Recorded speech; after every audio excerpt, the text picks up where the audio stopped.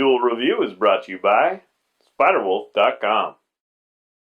On today's Duel Review, it's Shine. I'm RJ. And I'm Nick. Let's get to it.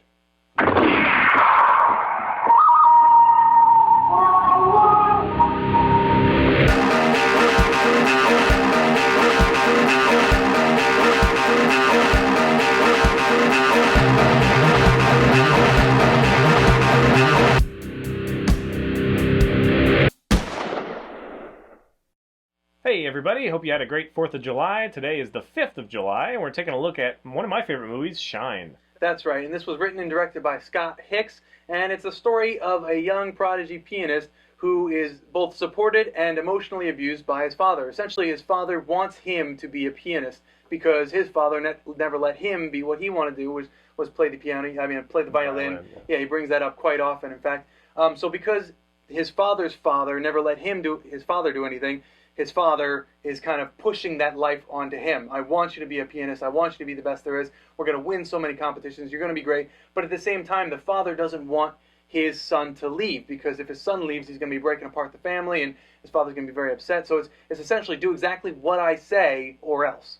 And so he's kind of he's struggling with that bit, and then he finally escapes. And during his greatest performance, he suffers this mental breakdown and is then institutionalized, and then he has to deal with things that way. The movie starts off with him, and his emotional state, so you can see what he ends up being. But then, that kind of comes in towards the end of the movie, but then it kind of moves off farther than that. So yeah, that's pretty much the story. And you said it's one of your favorite films. Tell us more about it. Yeah, it is one of my favorite films. It's kind of like Amadeus to me. I mean, Amadeus has definitely a special place. I think it's better than this film altogether because, higher production value and just a really great thing. But I really enjoy the nuances of this. I love Jeffrey Rush's performance, in which he got an Oscar, or at least a nomination for Academy Award. Okay, and it's really just a lot of emotion and triumph, and the music is beautiful. The soundtrack is one that I highly prize and listen to a lot. And it's like a mixture of some really great scoring and then actual songs. And you have a lot of Rachmaninoff in there because the father, Peter, wants him to play the Rach 3 of Rachmaninoff, which is a very intense piece. It takes a lot of emotion. There's a lot of, it kind of starts off a little bit simply and then really gets into it. A lot of finger work. It's a very difficult piece to play.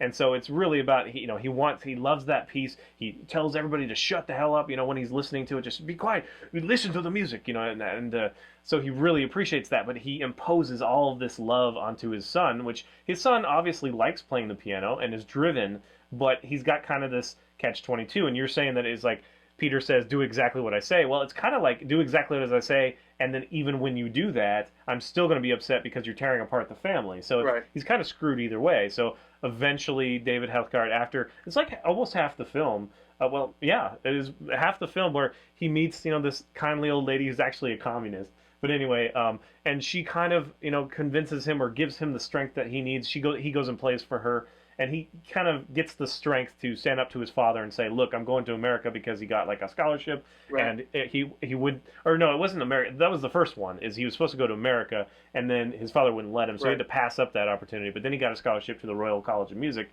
And so he says, yes, I'm going to go. And so his father disowns him and all that stuff. And you don't see the father again until the end.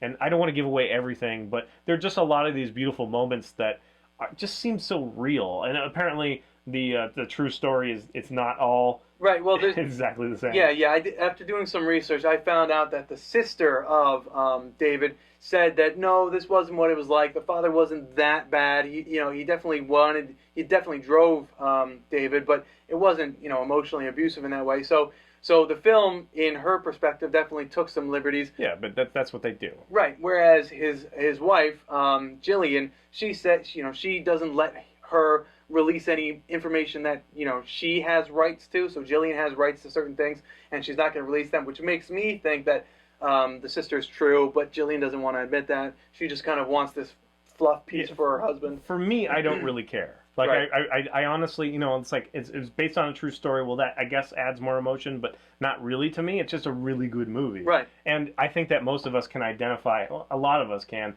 Somebody in our life kind of acts like the father, where they're so they're so passionate about something and they really want you to excel, or they want to influence you, but it's completely unfair, and it begins to be disturbing. And in this one, the young actor Alex, whatever his name is, yeah. he does a great job as playing, and I love the way that this character progresses, and you can see in his performance and then Jeffrey Rush's performance, it really works together. Right. Alex was really tasked with kind of developing that breakdown that he eventually has. So later on you have Jeffrey Rush, and he starts off okay. When they kind of merge into when the two people become the same person, I guess. But yeah, so Jeffrey Ross starts off, but he's already so far gone, and then he just goes, keeps we going see where the psychosis came from. Right, but Alex is the one that really had to develop. But it's so endearing throughout the whole thing. You feel for him, and at some you're like, oh wow, that's a lot to take, because he has different caretakers throughout the film. Right. He even gets married, kind of thing.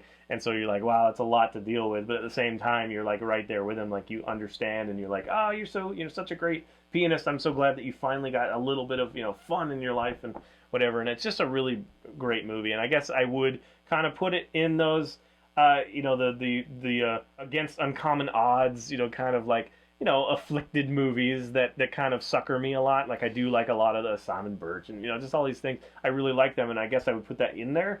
But I would also, it's very strong. Like I put this along Amadeus and The Pianist, which I both love those movies. Yeah. And I just really, I think this is one that a lot of people do overlook. It's like Jeffrey Rush, yeah, he was a great pirate in Pirates of the Caribbean, kind of thing. But he's such a brilliant actor, and it's so good. You should really check it out if you haven't already.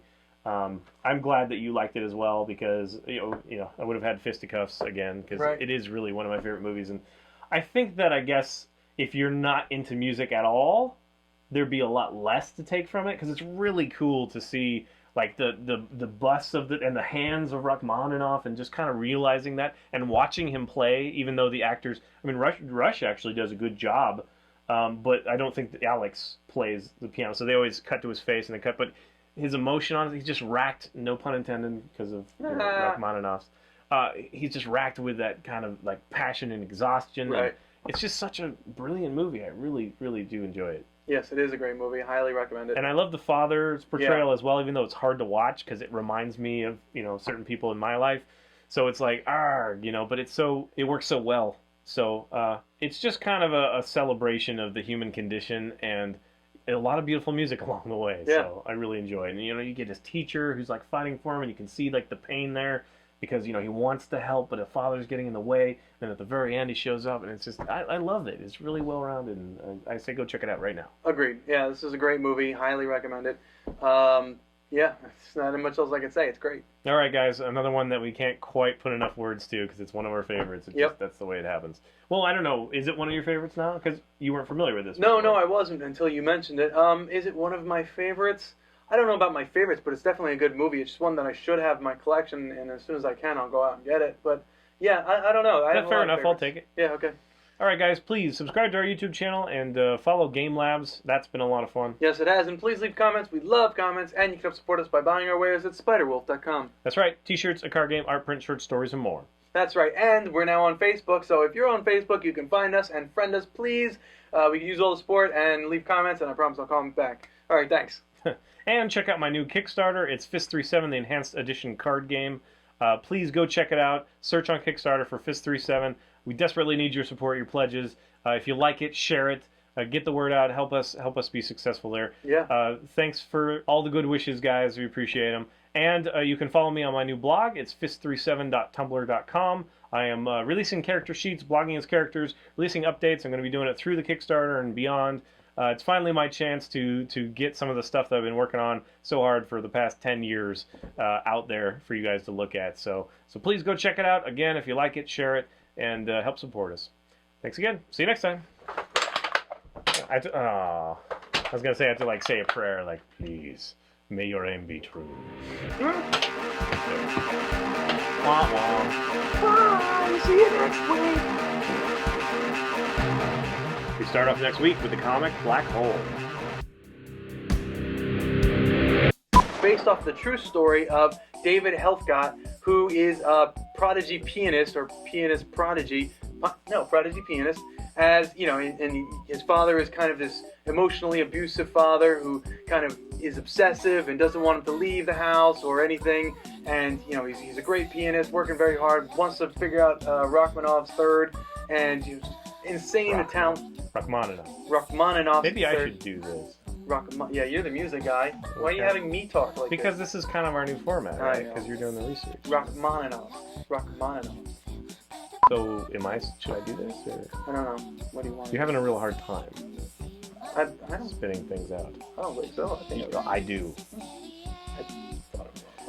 There's a lot of craziness happens, and it's kind of a struggle to just be a great to be a great pianist, and just suffer. Okay, we gotta start this over. Deal with his. What is the term? It's not a what is it? It's a. I should have mental breakdown. The wear from learning the piano. Yeah, okay. David Helfgott, as he's a pianist. He's a pianist prodigy pianist. I guess prodigy pianist, and he's.